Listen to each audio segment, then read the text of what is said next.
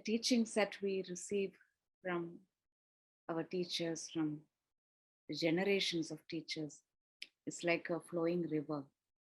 It's ever present, it's ever alive in our lives. So we may taste the water at any point in the river. We might flow with the river, we might swim in the river, we might just sit on the banks and enjoy the river. But wherever we are, the teacher and the teachings are fully present and alive. So when we connect with the generations of teachers who have given us this text, particularly the Yoga Sutra, when we chant the prayer, it is actually bringing alive this river within us, connecting to it and tasting the waters, so that we might be the container that can take this forward in its purest form.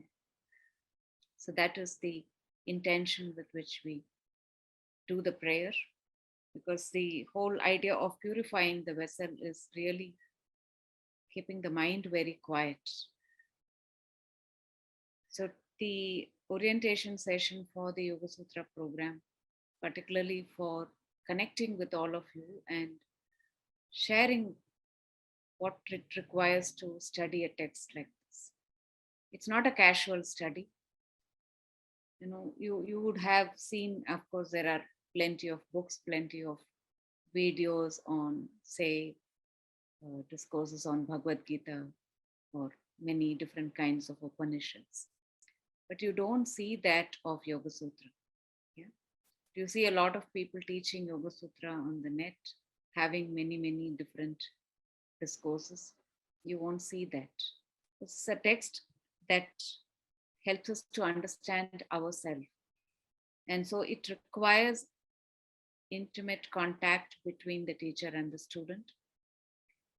It is not a casual text. It's not for a beginner, not for somebody who just wakes up and says, now I'm interested in yoga, let me go and study Yoga Sutra.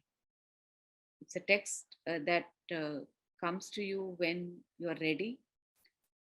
And I don't know, I started studying the text when I was 21. I don't think I was ready at that time.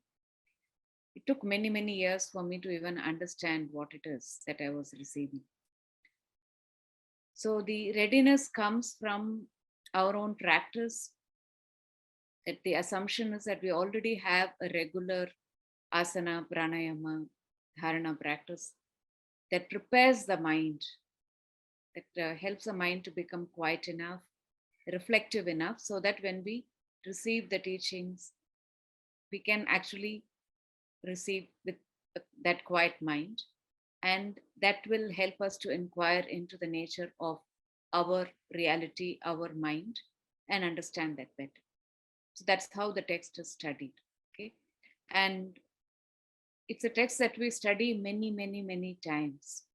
Every time you come into contact with the text, you learn something new because you're learning about yourself and you are constantly changing.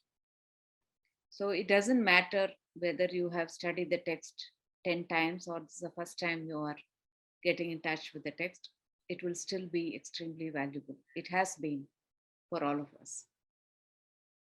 Some of you are already part of other Yoga Sutra study programs.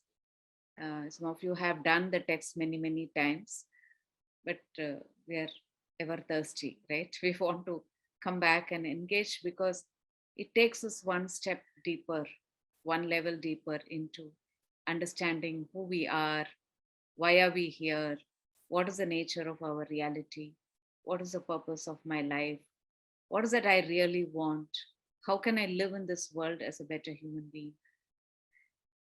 Okay, we will have a lot of these questions. I don't know how many answers you will find, but these questions are good to stay with, and the answers will come when they need to come. So I'm going to begin with answering Bridget's question, what expectations do I hold? Like what Lekha was sharing, just an invitation for you to come and explore and just try to understand yourself through the lens of the Yoga Sutra. So there are no more expectations than just showing up and being there and absorbing, engaging, interacting in a way that makes sense to you. That's all is required. I'm very happy that we are doing this program outside of any kind of requirements for any course. So you're not going to get a certificate. I'm not going to count this as so many hours you have completed, no homework, nothing. You're just going to come and immerse yourself and just work with yourself. I might leave you with some questions for you to explore for yourself. Come back and share if you find that meaningful to share and listen to each other. And in fact, I would encourage that, because the real learning happens when we bring our questions and our observations and learning into the space. What I might be offering is like a thread. We all are going to hold on to that thread, but there's a lot of things that we are going to string into that thread. Each of you, your individual experience and insights is going to add beauty to it. It's going to add girth. It's going to add more intensity to the whole process of self discovery. Even though the journey of self discovery is alone, we have to make this journey alone. We are not alone in this. We are all together. And we don't know how many thousands of people around the world are engaging with this process through many mediums. We are looking at this text, right? But as we engage, there's a lot that's going to come up, not just for you, but also for the collective. Because you will understand as we go by that we are not alone, we are not separate. We can never be separate, can never be completely independent of the rest of the world. And that insight comes as you continue to study. We all have the same kind of problems. We think it's very unique. Yeah, it is unique, but it is also very similar. So it's a very exciting journey. And the journey actually is about understanding something very, what we consider very, very morbid, which is suffering. Okay, nobody wants to talk about suffering. Nobody wants to look at suffering. But this whole journey of Yoga Sutra is about understanding dukkham, understanding suffering. And somehow, whatever may be the reasons we are here, the underlying motivation is invariably that I don't want to suffer. I don't want to see people suffering. There's something that I need to know, I need to understand, so that I can be free from it, so that I can help others to be free from it. And that is the underlying thread that's connecting the entire humanity. Whatever may be the course that one takes to deal with the suffering of the world. Maybe some people want to become healers or doctors or therapists or teachers or whatever. But the underlying thread is that I don't want to continue to experience suffering. Is there some way that I can understand it so that I can deal with it better? So that is the primary question that we all come with in different ways. And we have tried, maybe many lifetimes, we have tried to avoid it. We have tried to bypass it. We have tried many, many different strategies. We've built many different structures within ourselves to avoid suffering. But we realize that whatever we try to do is temporary. And invariably, you have to come and meet this. So let me at least learn how to meet it and understand it for what it is, so that I can truly learn to, I won't say overcome, but learn to minimize the propensity for me to get caught up in this cycle of suffering. Make that weaker and weaker. Yeah, so that we truly discover what is freedom. So for me, just to share a little bit about my own journey, I think my interest in Yoga Sutra really started when I began to discover what it is doing to me. No, it's a text that you don't even realize what it is doing to you until a long time into it. Maybe I was quite a slow learner in that. When I started studying the Yoga Sutra, I was barely 21. I didn't really know what this text is about. I had to sit in the class and record the lectures of Desikachar using a little hand tape recorder. So I had to sit very close to him and switch it on, switch it off, transcribe the lectures. And I did this for a couple of years. And I didn't know much about the text. It didn't still sink in for me that something so valuable. So a lot of Sanskrit, and I thought something that's beyond my understanding. I can't get it. So let me just do my job. I had to just transcribe. Then slowly it started sinking in. Slowly, as we had conversations around the tea table at Yoga Mandiram, where we were all meeting for breakfast after the Saturday morning class. There's always this discussion that was happening. Then when I did my teacher training program, there was more of Yoga Sutra. Then slowly things started falling in place.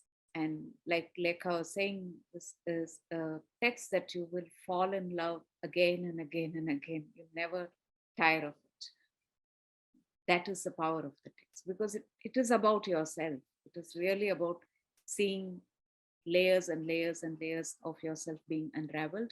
And as you see more of yourself, you see more of the world, more of the people around you. And we begin to meet ourselves and each other with greater understanding and compassion.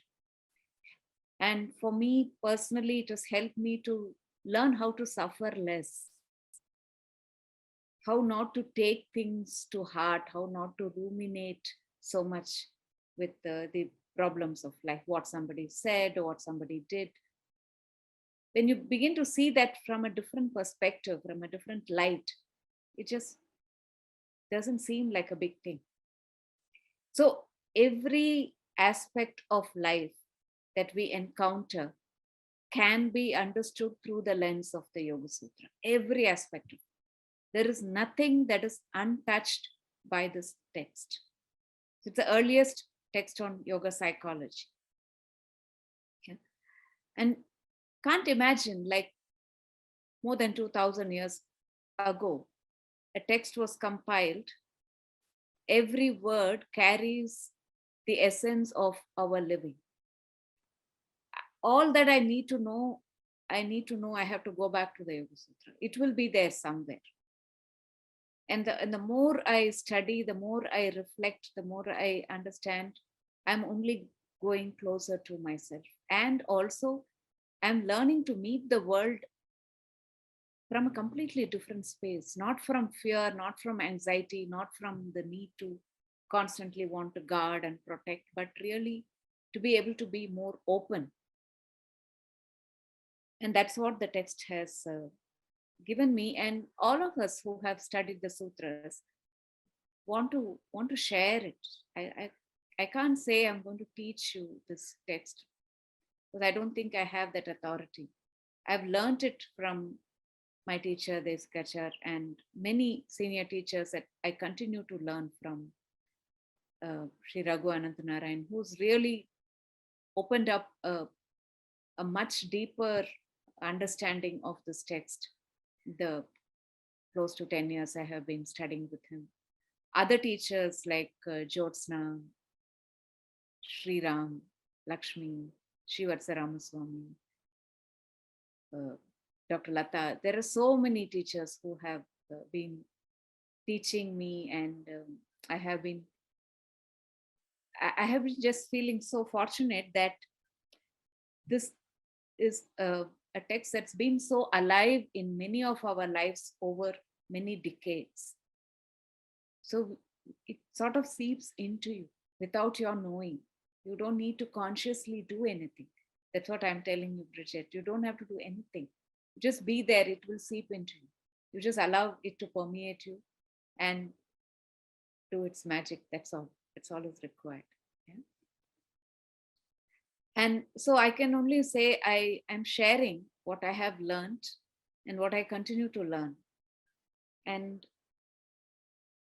Yeah, I have many veteran Yoga Sutra teachers here also who can correct me if I make mistakes and all that. So we're going to be doing this together. And one important part of the study of the Yoga Sutra is your practice. Okay. Why is practice important? When I mean practice, I mean practice of daily asana, pranayama, some amount of uh, ability to quieten the mind, settle the mind down. It could be chanting, it could be meditation, it could be anything that helps you to have a reasonably quiet mind, because it is through that mind you're going to receive the teachings, you're going to engage with the teachings.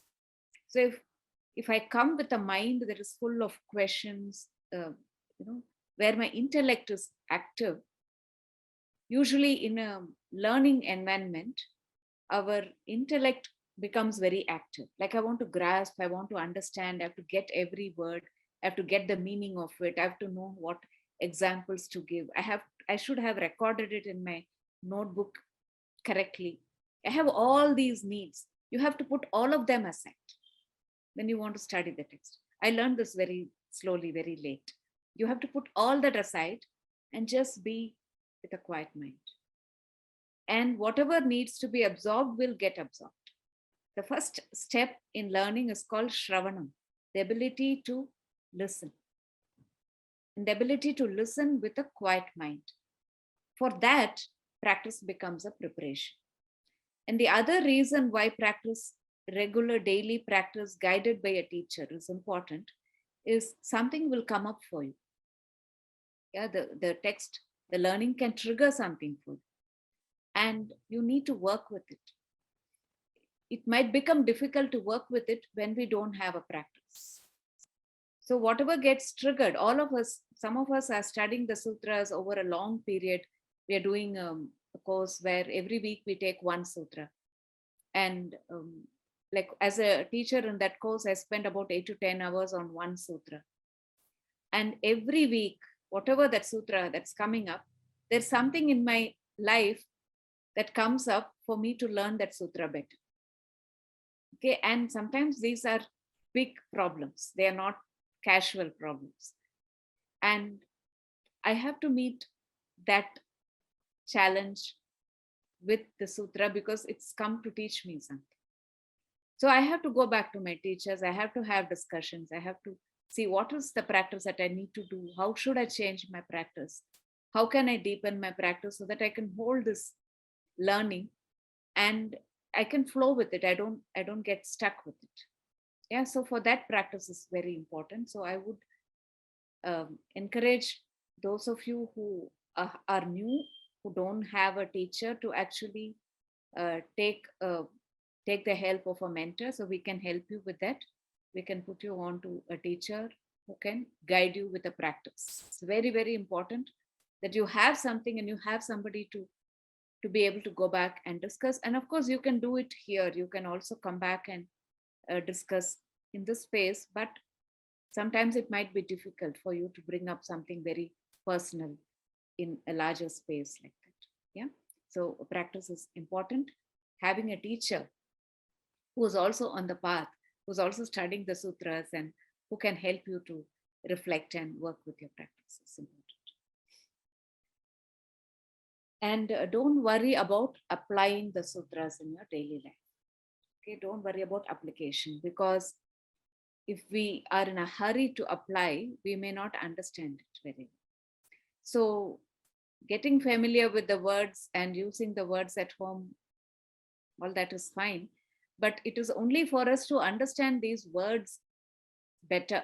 It is not for us to assume that we already know what it is. Yeah, sometimes we can get into that kind of a illusion. When I use a word a lot, I might assume I already know it, but I'm only trying to understand it. And every word will have layers and layers and layers of meaning that we continue to uh, unpack, unravel. So just remember that we don't need to be in a hurry to now take something. Now, today I will go home and practice it, or I will apply it on other people. Let us stop applying it on other people. That's the worst thing that we can do. that because I have now learned what is ahimsa, I go home and expect everybody to practice ahimsa towards me. That's what we do. And in Yoga Sutra class, invariably, I have this question. Now I understand the text, but the other person at home does not know the text. How do I change them? Yoga Sutra is not for changing the world. Write it down in your notebook. It is not for changing the world. It is for us to understand ourselves. So we can only say, drop that, come back to yourself. How are you perceiving it? How are you understanding it? How are you reacting to this? What can you understand about yourself through this reaction? That is how far we can reach. But it is still a very fascinating journey, because when you stop trying to change the world, you're free, right? There is no burden. You're not carrying the other people on your shoulders and saying, now I have to change all these people in my life because I'm starting to study the sutras.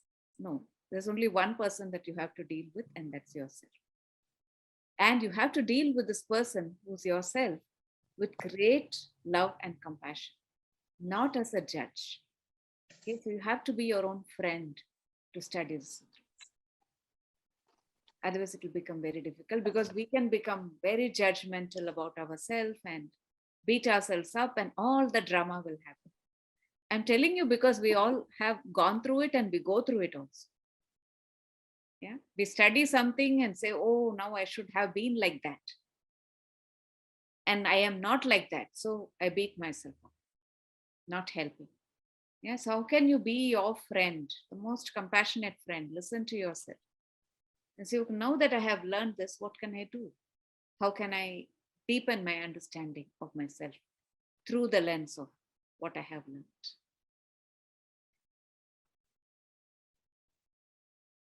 And yeah, the need to be the beginner is very important.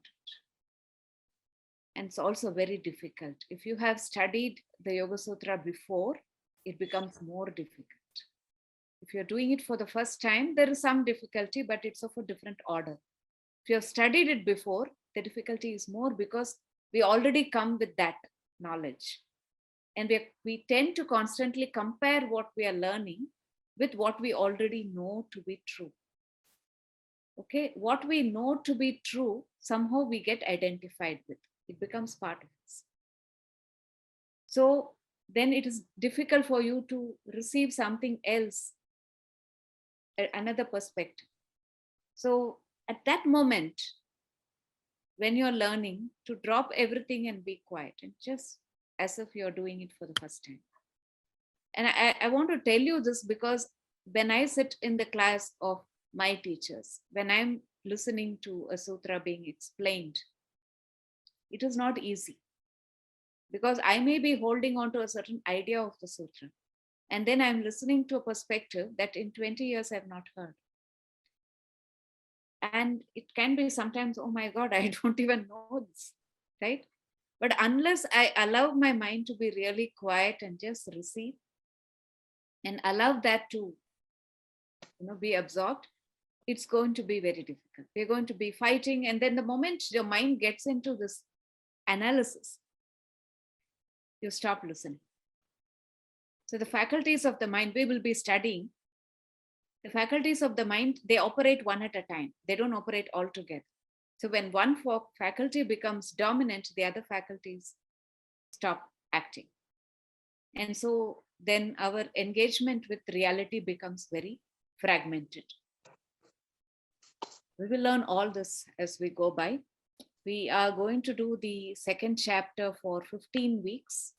So we added a couple of weeks for the introduction to the text and introduction to how to study the text. So some of this, what I shared now, I might be repeating again because everybody is not here. And then we will study the sutras. There will be some practice, some physical practice where we will try and bring the essence of some of the sutras into the practice so that you can bring it into your practice in your daily life. And chanting the sutras will also be an important part of the study. Yeah, we will learn to chant the sutras that you are studying. And then we will have some time for questions, reflections, etc. And we are not going to be sharing the recording of the sutras, okay, of the class. You will listen to it on Saturday morning, and there will be a repeat of that on Monday evening, India time. So you have to decide what time it is for you. So just come and listen. If it is the first time or the 10th time you're studying the sutras, know that many of this you would have already learned, or you may be learning for the first time. It doesn't matter. You just take it in. Whatever comes in, whatever stays with you is all that matters. Okay, so that it doesn't become an intellectual study. And so that we really listen. What we find that because we're doing a lot of training online now, the moment we say recording is available, we don't listen. Say, oh, anyway, I can go back to it. But we may never go back to it. So what you do now, what you get now is what you get. So you really prepare the mind. If it is early morning for you on a Saturday, make sure you're waking up at least 1 hour ahead, doing your practice, your asana pranayama. You need to have some coffee or tea, you can have it. So your mind is alert and awake, so you can engage. Okay. And any other time of the day, if it is the middle of the day for you, just make sure that you have some time before and after for you to go into the session and come out of it without uh, being pulled out of it and jumping into your other activities very quickly. Okay, so make sure that you have some buffer time before and after.